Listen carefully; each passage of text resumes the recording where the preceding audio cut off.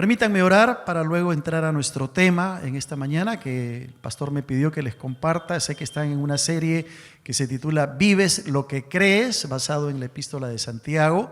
Y hoy vamos a continuar con el capítulo 2 de Santiago, pero antes vamos a tener un momento de oración. ¿Sí? Oremos, por favor.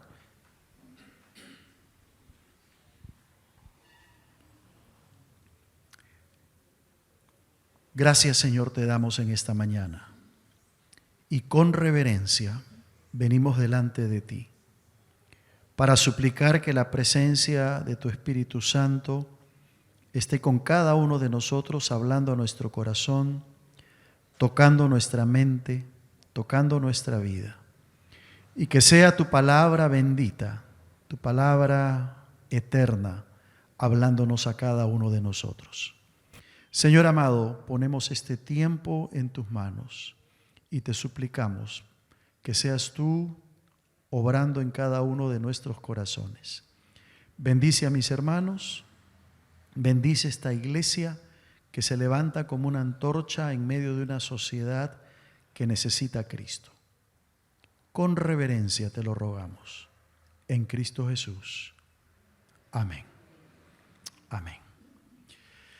Vives lo que crees, una linda serie que creo ustedes están desarrollando ya, basada en la epístola de Santiago, que tiene mucho que ver con la importancia de no solamente conocer la Escritura desde una perspectiva teórica, sino vivirla en el día a día, vivirla en el constante diario vivir, valga la redundancia, en lo que hacemos permanentemente. Y en ese sentido creo que esta serie sin duda debe estar siendo de mucha bendición para ustedes. Y el tema para esta mañana es lo que se ha denominado la fe y la ley real.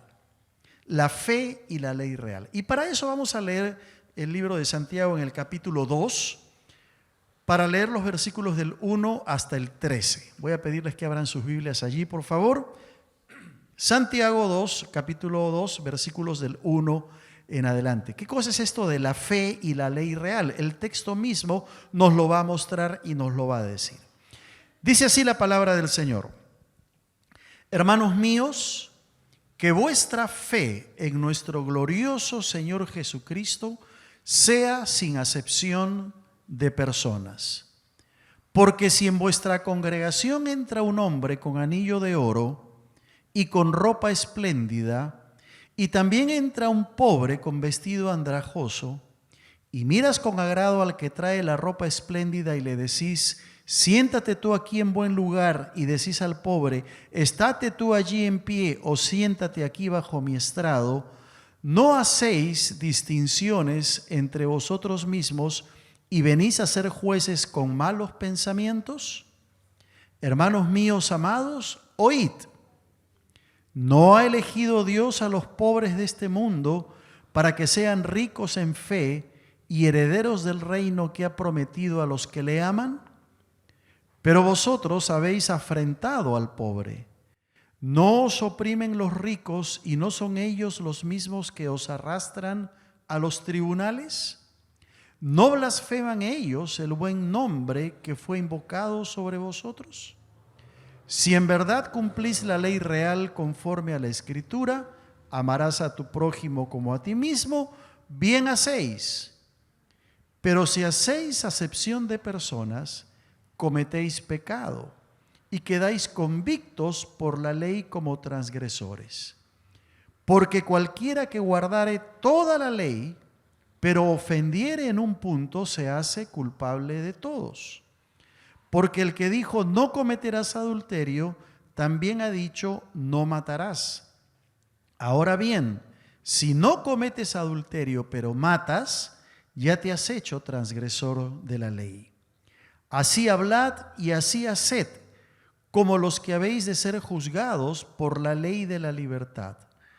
Porque juicio sin misericordia se hará con aquel que no hiciere misericordia, y la misericordia triunfa sobre el juicio.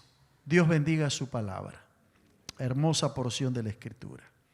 La epístola de Santiago fue escrita aproximadamente en el año 48, 49 después de Cristo, algunos comentaristas señalan que probablemente se escribió después del concilio de Jerusalén que se realizó en el tiempo de los apóstoles. Hay una cierta duda en cuanto al autor de la epístola. Como ustedes han visto ya seguramente, se presenta como Santiago, en el versículo 1 del capítulo 1, siervo de Dios y del Señor Jesucristo. Pero, ¿qué Santiago es este? Hay dos teorías en cuanto al autor de esta epístola. Una de que se trata de un Santiago llamado Jacobo, un personaje desconocido, un personaje que no tiene mayor relevancia, y otros que afirman que se trata de Santiago, el hermano del Señor Jesús. Y esta segunda teoría es la que tiene más validez, ya que se acepta en razón de la calidad del idioma que se tiene en la epístola, el griego original, que es el griego que probablemente se usaba en el tiempo del Señor Jesucristo. Así que lo más probable es que se trate de Santiago, hermano del Señor Jesús. ¿Cuál es la enseñanza general de toda la epístola? Ustedes seguramente también ya la han visto. Pero básicamente la enseñanza es que los cristianos debemos llevar a la práctica la palabra de Dios en cualquier circunstancia. Eso es básicamente lo que nos enseña Santiago, que en cualquier circunstancia que nos toque vivir, debemos llevar a la práctica la palabra de Dios, vivirla. No solamente como un concepto teórico, donde tú y yo asimilamos enseñanzas, asimilamos los mandamientos de manera teórica, sino que en la práctica tenemos que vivirla. Y la epístola de Santiago en general, eso es lo que nos enseña, a vivir la palabra de Dios, los 7 días de la semana, las 24 horas del día, constantemente. Porque una cosa es verdad cuando nosotros decimos algo con nuestros labios y otra cosa cuando vivimos en el diario de vivir. A veces tenemos mucha fe y le decimos al hermano o a la hermana: hermano, no te preocupes, Dios va a sanar a tu hijo. Dios lo va a tocar y Dios lo va a sanar. Y lo decimos con mucha fe y con muy buena intención. Pero cuando toca a nuestro hijo, como que la cosa cambia y empezamos a dudar. Pero debemos recordar que la palabra está para vivirla. Ahora, el pasaje que nos ocupa, del Santiago capítulo 2, nos recuerda la importancia de no ser parciales ni de tener preferencias en nuestras relaciones con los cristianos y como hijos de Dios. Eso es lo que nos enseña el pasaje, a no tener preferencias, a no ser parciales en nuestras relaciones con los demás. Y nos va a presentar una relación muy cercana entre lo que conocemos como la fe verdadera que debemos tener como hijo de Dios y lo que se conoce como la ley real. ¿Cuál era la ley real? ¿Cuál es la ley real? Amarás a tu prójimo como a ti mismo. Eso es lo que nos va a enseñar el pasaje que estamos nosotros o que vamos a estudiar en esta mañana. Es decir, ¿qué relación hay entre la fe y esa ley real que significa que yo debo amar a mi prójimo como a mí mismo? Ahora, el contexto de toda la epístola es interesante porque los creyentes a quienes Santiago se dirigió en el primer siglo estaban pasando por diversos problemas, estaban pasando por diversas pruebas. Por ejemplo, el capítulo 1, a partir del versículo 9, nos dice que había fricciones entre los hermanos que se habían generado por problemas económicos. Lo vuelve a decir el capítulo 2, lo vuelve a decir el capítulo 5, incluso más adelante cuando Santiago habla contra los ricos opresores. Es decir, habían fricciones entre los hermanos por situaciones que tenían que ver con el manejo del dinero, con la parte financiera, con la parte económica. También se nos dice en el capítulo 1 que habían dificultades para poder enfrentar correctamente las tentaciones. ¿Se acuerdan cuando en el versículo 12 dice, bienaventurado el varón que soporta la tentación? Es decir, que habían dificultades para entender cómo le hago frente a las tentaciones de la vida.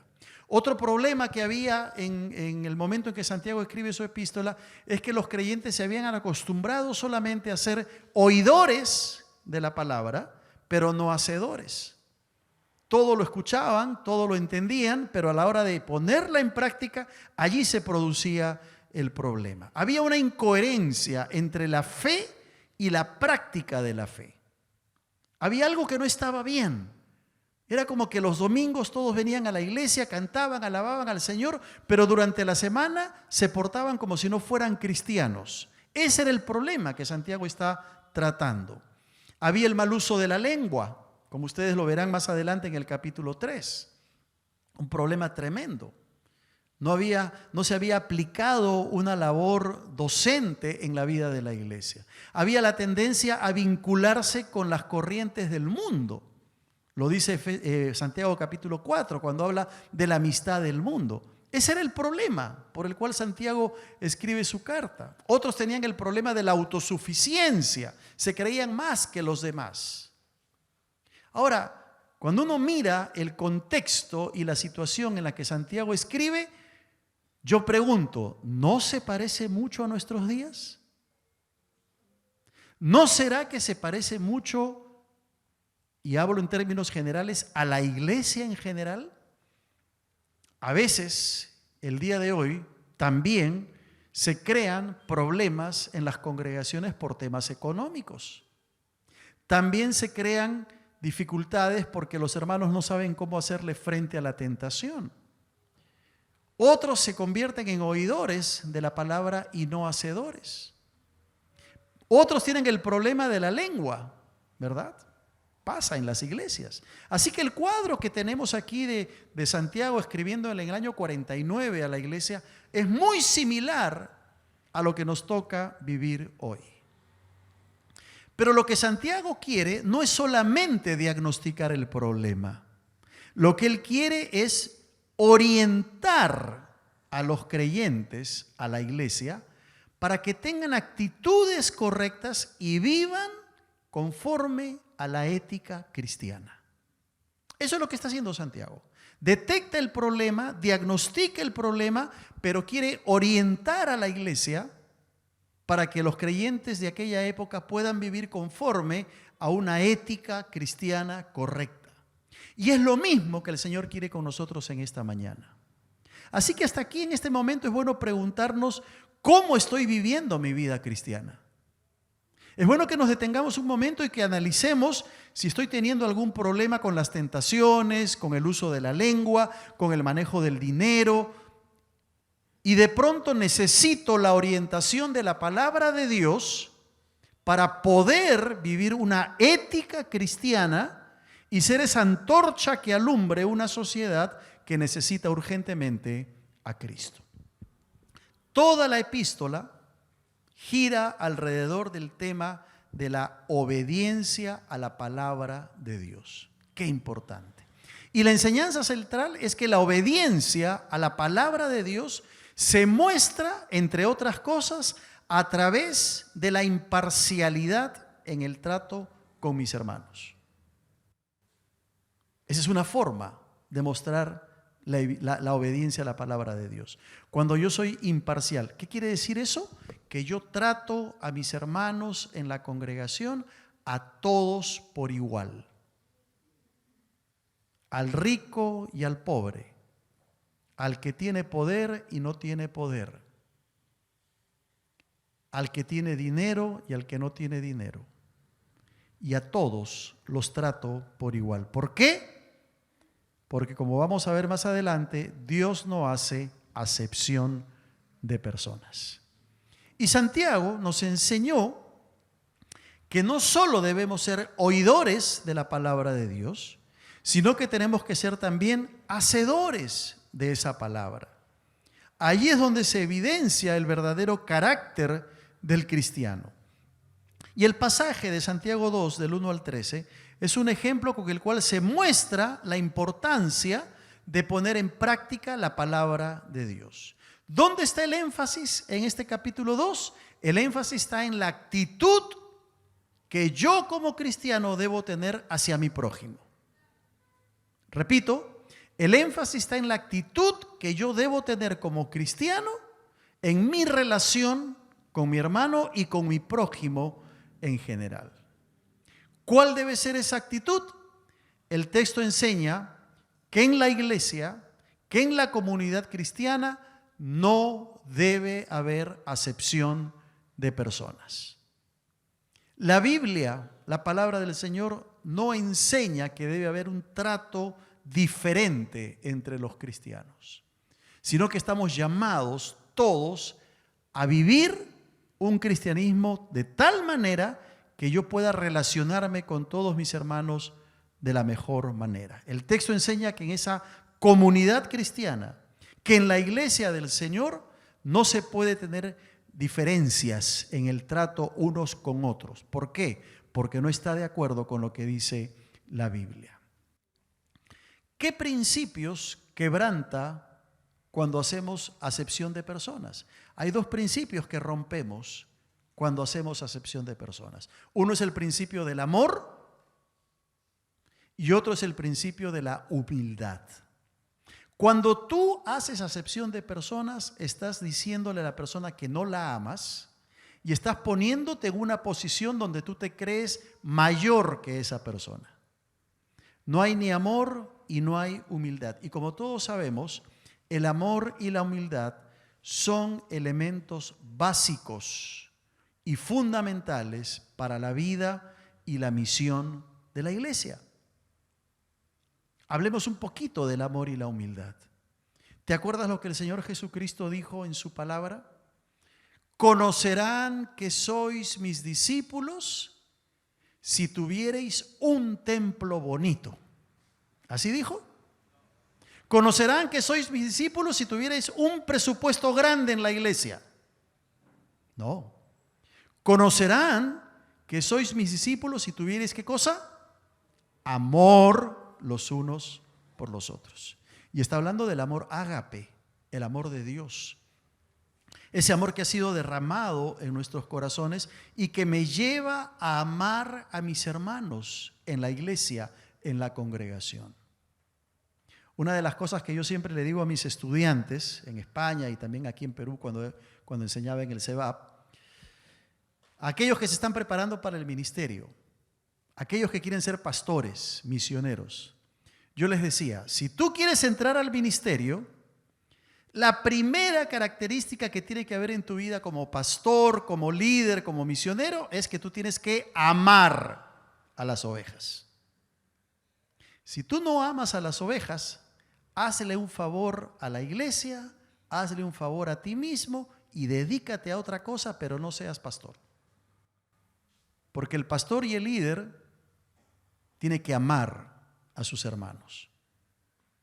Y eso se aplica a todos los creyentes en realidad.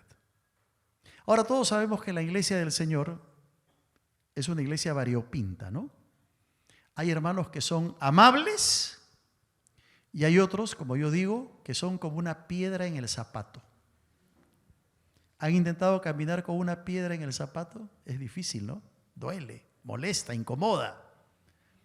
Hay hermanos que son amables, que llegas a la iglesia y son fáciles de amar. Hay otros que vienen con su maleta, su mochila, su bagaje de traumas, de problemas, de dificultades y son más difíciles de amar. Pero Dios nos dice que debemos amar a todos sin acepción de personas, a los que son amables y a los que son difíciles de amar. Y quizá a los que son difíciles de amar son los que más amor deberían recibir de parte nuestra. ¿Te acuerdas cuando el Señor Jesucristo está en el aposento alto, en Juan capítulo 13, va a tener la cena con los discípulos? Y dice que como Él los había amado, los amó hasta el fin. ¿Sabes qué significa esa frase que el Señor los amó hasta el fin? Los amó hasta las últimas consecuencias. Los amó a pesar de quién eran ellos. Y en ese cuarto estaba Pedro, que iba a negar al Señor. Estaba Judas, que iba a traicionar al Señor. Estaba Tomás, que no iba a creer en el Señor resucitado. Y la palabra dice que el Señor los amó hasta el fin. Hasta las últimas consecuencias. Así tiene que ser el amor del cristiano. Así tiene que ser el amor que brota de nuestro corazón para con mis hermanos. ¿Cómo estás en el tema del amor para con los demás? ¿O estás amando solamente a los que son amables? Y ese hermanito o esa hermanita que te causa un poco de problemas, ¿qué relación tienes con él o con ella? La ley real nos invita a amar a nuestro prójimo como a nosotros mismos. ¿Qué del amor con el vecino, ese vecino que te hace la vida imposible? O ese compañero de trabajo o de estudios que se burla de tu fe. O ese familiar que te saca de tus casillas. La única forma es poder amarles con el amor de Dios que ha sido derramado en nuestros corazones. Pero el segundo principio es el principio de la humildad, hemos dicho. Porque desde el momento que yo me creo superior a los demás, no estoy siendo humilde. Porque tengo un mejor trabajo, porque tengo un mejor ingreso, porque tengo una mejor familia, porque mis hijos son mejores que los tuyos, por lo que sea. Y empiezo a hacer distinción, no estoy siendo humilde. ¿Y sabes una cosa? Cuando no eres humilde, Dios te humilla. Hay una diferencia. Si no aprendemos a ser humildes, Dios nos va a humillar. Y eso sí duele. Eso sí duele. Así que estos dos principios del amor y la humildad son fundamentales cuando hablamos en Santiago 2 sobre lo que significa no hacer acepción de personas. Ahora mire el versículo 1 del capítulo 2. Santiago dice: hermanos míos, que vuestra fe en nuestro glorioso Señor Jesucristo sea sin acepción de personas. Hay una clara relación entre lo que es la fe y la actitud de mostrar favoritismos en la iglesia. Y Santiago hace una clara referencia al Señor Jesucristo y lo llama glorioso. Que vuestra fe en nuestro glorioso Señor Jesucristo, el único que puede llevarse la gloria y la honra es Él. No nosotros, y mucho menos al tratar a otros hermanos. Es una expresión que le está dando un mayor peso a la exhortación que está basada en la autoridad del Señor y no en el criterio personal humano. Que vuestra fe en nuestro glorioso Señor Jesucristo sea sin acepción de personas. Ahora uno puede decir, pero ¿qué relación tiene la fe, que es algo espiritual, con el trato con la gente? Tiene mucha relación. Tiene mucha relación. Porque si tú vives tu fe en tu diario vivir, tu relación con los demás tendrá que ser una relación de amor. Tendrá que ser una relación de amor. Tú no puedes vivir una fe aislada, una fe de domingo, permíteme ponerlo en ese sentido, una fe de iglesia, y no demostrarla en el diario vivir en tu relación con los demás y en tu relación con tu vecino, con tu familiar, con tu compañero de trabajo, con la casera del mercado, etcétera, etcétera. Los demás tienen que ver en ti, por el amor que hay en ti, que tú eres diferente, que tú eres distinto. Qué interesante cuando alguien, después de que has tratado a una persona, dice: oye, yo noto en ti algo distinto. Tú tienes algo, sin saber a veces que somos creyentes, ¿no? Tú tienes algo diferente. Esa debería ser nuestra mejor prédica con la vida para que los demás vengan a los pies del Señor Jesucristo. A veces en nuestro diario vivir, en nuestro diario relacionarnos, tristemente mostramos más bien la cara de un incrédulo o, lo que es peor, de alguien que ni siquiera conoce a Cristo. Ay, es que mi vecino me sacó de mis casillas, pastor, y ya no supe qué decir, qué hacer y me enojé. Ay, pero pastor, usted no sabe, este señor me metió el carro de tal manera que casi me he chocado y tuve que bajarme e insultarle.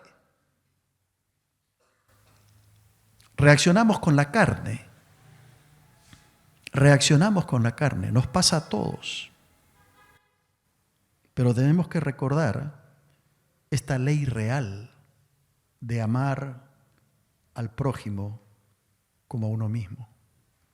Y a veces necesitamos hacer una pausa y pensar. El día de ayer yo estaba estacionado con el coche de mi hija y un coche venía a estacionarse delante mío y estaba retrocediendo, y yo dije, ahorita me choca. Y seguía retrocediendo y yo dije, aquí puedo tener dos reacciones. O me bajo y le hago un escándalo al que está manejando, o espero tranquilo a ver qué pasa. Y si me choca, ¿cómo? Miren todo lo que pensé en esos segundos. Si me choca, ¿cómo voy a reaccionar? Dije yo. Y me acordé, tengo que reaccionar como cristiano. Me bajaré, le diré, Señor, ¿qué pasó? Le diré, Señor, tenemos que llamar al seguro, su brevete, calmado, tranquilo. Pero a veces no pensamos, ¿no? Porque reaccionamos con la carne. Yo me bajo, oye, ¿cómo se te ocurre? Me has chocado. Llamemos a la policía, seguro estás borracho. El cristiano tiene que entender que la vida cristiana es, como dice Pablo en Romanos capítulo 12, renovación de nuestro entendimiento, mente. Y antes de reaccionar ante tu vecina, tu compañero de trabajo, de estudios, lo que fuere, antes de reaccionar, o tu hermano en Cristo, porque te dijo algo, te hizo algo, haz una pausa. Y recuerda que eres hijo de Dios, que tienes el amor de Dios y que debes tratar cualquier situación como Dios y como el Señor Jesucristo lo haría.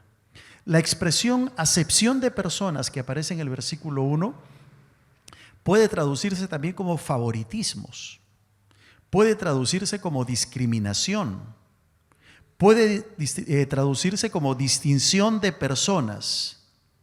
Pero ¿sabes cuál es la mejor traducción de acepción de personas? Significa recibirle según la cara. Qué interesante. Recibir a la persona según la cara. Y a veces nosotros nos dejamos llevar más por las apariencias que por lo que la persona es. Y olvidamos que esa persona, tenga la cara que tenga, esté vestido como esté vestido, ha sido creado a imagen y semejanza de Dios. Y por haber sido creado a imagen y semejanza de Dios, merece todo nuestro amor. Aquí hay una enseñanza práctica para nosotros. Y tenemos que preguntarnos, hermanos, cómo estamos en este tema, si estamos a veces discriminando a los hermanos por su condición social, por su condición económica, por su apariencia. Si estamos recibiendo a la gente según su cara. ¿Cómo reaccionaríamos si en este momento ingresara por esa puerta aquí al templo, a sentarse aquí adelante, un hombre andrajoso, mal vestido, con ropas rotas, oliendo mal, y de pronto se sienta a tu lado? ¿Cómo lo recibirías? ¿Te has puesto a pensar? ¿Cómo recibirías si entra por esa puerta un transexual? ¿Te has puesto a pensar? ¿Cómo recibirías si por esa puerta entra uno de los ministros de Estado? Estoy seguro que todos sabemos la respuesta, ¿no? Tendríamos reacciones distintas para cada situación.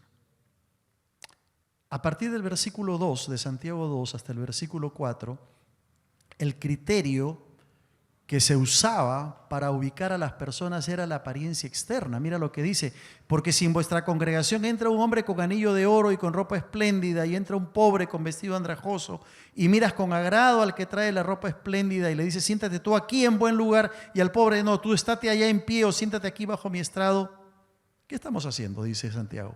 ¿No estamos haciendo distinción de personas? Parecería que en la iglesia había en ese tiempo hombres ricos y pobres. Y algunos entraban con el anillo de oro, un anillo de oro. Y el anillo de oro era signo de la orden ecuestre romana de aquella época, que era uno de los grupos aristocráticos más importantes en aquella época, de la gente que se encargaba de controlar lo que los judíos pagaban, los impuestos. Mira cómo era el anillo de oro, más o menos, para que tengas una idea. Era un anillo grande, pesado. Entonces se mostraba, se evidenciaba cuando alguien entraba con el anillo de oro. Venga, pase por aquí, tome asiento, ocupe el primer lugar.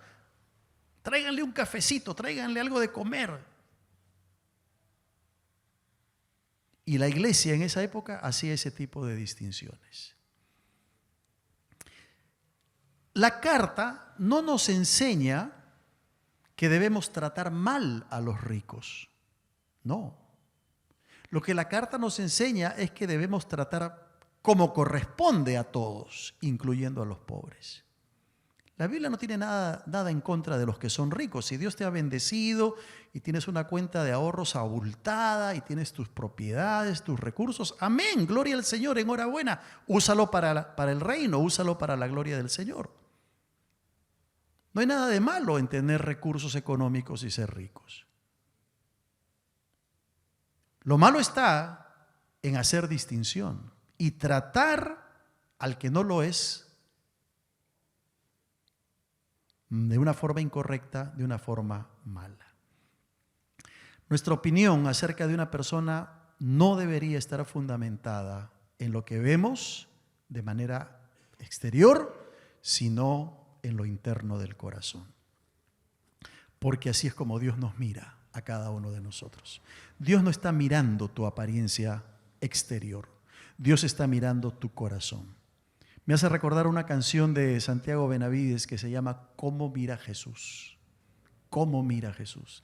Y que debemos aprender a mirar como el Señor mira. Miren, Efesios capítulo 6, en el versículo 9, encontramos un texto que nos dice: y vosotros, amos, haced con ellos lo mismo, dejando las amenazas, sabiendo que el Señor de ellos y el vuestro está en los cielos y que para Él no hay acepción de personas. Son varios los textos que nos hablan de que no debemos hacer acepción de personas. Gálatas capítulo 2, en el versículo 6. Pero de los que parecían ser importantes, los que hayan sido en otro tiempo, nada me importa, dice Pablo. Dios no hace acepción de personas. Dios no hace acepción de personas. Luego en Romanos, en el capítulo 2, versículo 11, porque no hay acepción de personas para con Dios. Mira cuántos textos que nos hablan de que no debe haber acepción de personas. Y en Hechos capítulo 10, versículo 34 y versículo 35, también se nos habla de lo mismo. Es decir, el cuidado que debemos tener de no hacer acepción de personas. Ya Santiago, en el capítulo 2, en el versículo 5 en adelante, hace una denuncia contra los ricos opresores. Lo va a volver a tocar en Santiago capítulo 5. Yo por eso no voy a tomar tiempo aquí, porque ustedes lo van a ver seguramente en su momento. Pero lo que Santiago está queriendo decir a partir del versículo 5 al 9, denunciando a estos ricos opresores, a la vez está comunicándole a la iglesia que la acepción de personas o el hacer acepción de personas es un pecado. Es un pecado. Por eso es que Santiago apela a la ley real que aparece anteriormente en Mateo, en el capítulo 22, en el versículo 39, cuando el Señor va a decir, el segundo mandamiento es semejante: amarás a tu prójimo como a ti mismo. Amarás a tu prójimo como a ti mismo. Y la pregunta es, ¿cómo nos amamos a nosotros mismos? Yo estoy seguro que aquí todos, cada uno se ama, ¿verdad? Cuando te levantas, das gracias a Dios porque puedes respirar, porque hay vida. Y si vas a venir al templo el domingo, buscas tu mejor ropa para ponerte, te bañas, te aseas. Nadie viene en pijama al culto de adoración, ¿verdad? Sin haberse lavado la boca, sin haberse cepillado los dientes, porque nos amamos. Queremos oler rico, queremos estar presentes, queremos abrazar a los hermanos y para eso tenemos que estar bien. Nos amamos. Si sabemos que algo nos cae mal, que no debemos comer, si somos responsables, pues no lo hacemos, no lo comemos, ¿no? Por más que nos guste, porque nos cuidamos, nos amamos. Así tiene que ser el amor para con los demás. Amarás a tu prójimo como a ti mismo. Siempre la actitud debe ser buscar nuestro bien y el bienestar de los demás. Entonces yo debo preguntarme en esta mañana, ¿qué promueve el bienestar de mi hermano? ¿Qué puedo hacer para promover el bienestar de mi hermano? ¿Cómo puedo correr esa milla extra para que mi hermano sea bendecido por mí y sepa que le amo? ¿Qué más puedo hacer por mi prójimo para mostrarle el amor de Dios al margen de su apariencia externa? ¿Qué más puedo hacer? Y hay maneras prácticas, ¿verdad? Una llamada telefónica, una visita, a veces será una oración por mi hermano, a veces será un apoyo económico por mi hermano y nos va a tocar meter la mano al bolsillo y apoyar económicamente a aquel que lo necesita. Mira el versículo 10 al 13, lo que dice. Porque cualquiera que guardare toda la ley, pero ofendiere en un punto, se hace culpable de todos. La misericordia es un símbolo del perdón, un sinónimo del perdón. Y Santiago indica que la clave para mantener una actitud de misericordia hacia los demás es recordar lo que realmente merecemos de Dios y cómo Él nos ha respondido. ¿Qué merecemos de Dios? La condenación, el castigo. Eso es lo que tú y yo merecemos. No podemos reclamarle nada al Señor. ¿Y qué nos ha dado Dios?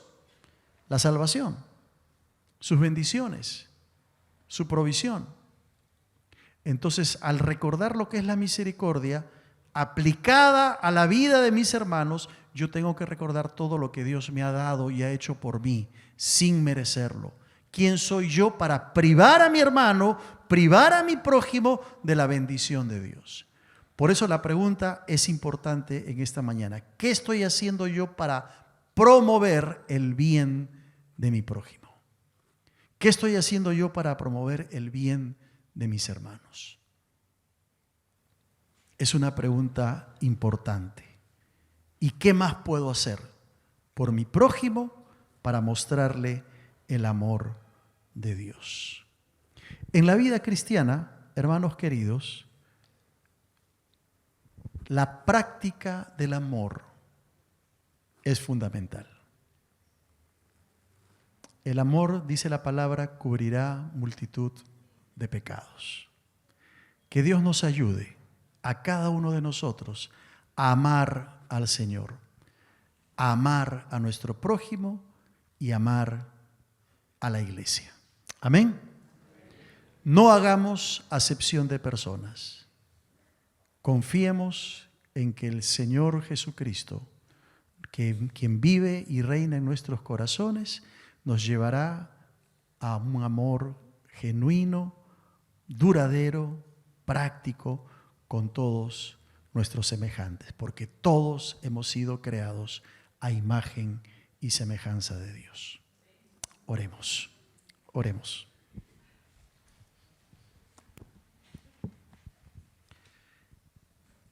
Gracias, Señor, por tu palabra, porque nos recuerdas en esta mañana la importancia de poder vivir la palabra tuya constantemente en nuestras relaciones unos con otros. Señor, aplícala a nuestro corazón. Y si en nuestro corazón estamos guardando algún resentimiento contra alguien, quizá falta de perdón, Quizás, Señor, estamos haciendo discriminación o acepción de personas. Perdónanos y ayúdanos, Señor, a mostrar tu amor de una manera práctica. Que podamos tomar resoluciones concretas el día de hoy para evidenciar ese amor con una llamada telefónica, con una visita, con una palabra de oración, con un compartir quizá con el que padece necesidad. Gloria sea a ti. Gracias por el ejemplo supremo de nuestro Señor Jesucristo, quien no solamente nos dijo que nos amaba, sino que mostró ese amor muriendo en la cruz para darnos salvación y para darnos vida eterna. En tu nombre oramos. Amén. Amén. Gracias, hermanos, que el Señor les bendiga.